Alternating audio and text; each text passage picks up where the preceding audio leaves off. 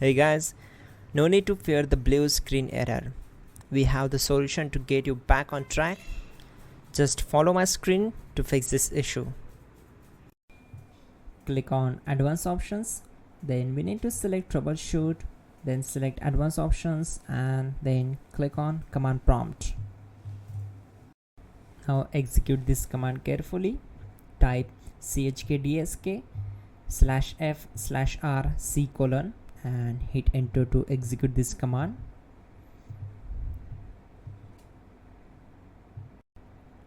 Type c:, then hit enter. Type cd space c:/ and hit enter to execute the command. Type cd space Windows and simply hit enter to execute the command.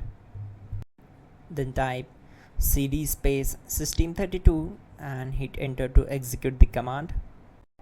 Now type cd space config and simply press enter to execute this command. Then type md space backup and hit enter. Now type copy space *** space backup and simply hit enter to execute the command. Now type md backup1 and hit enter. Now execute this command carefully. Type in copy space ** space backup1, then simply hit enter to execute the command. Now type cd regback and hit enter. Execute this command. Type dir, then simply hit enter. Type copy space ** space ... and hit enter. Then type all and simply hit enter to execute the command. Let's move to the next command. Now type bootrec space /fixmbr and hit enter to execute the command.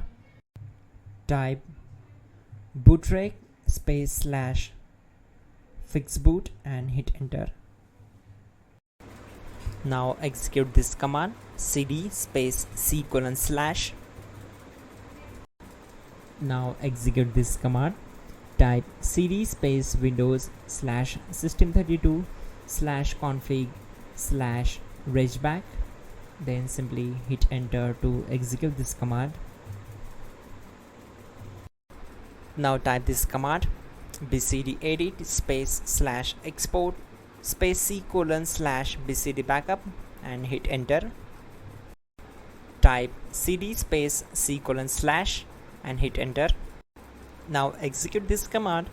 Type md space boot and simply hit enter to execute this command. Now execute this command. Type cd space boot and simply hit enter. Now type md space bcd and simply hit enter. Now execute this command. Type cd space c:/ and hit enter. Now type attrib space c:/boot -bcd space -h space -r space -s and hit enter to execute.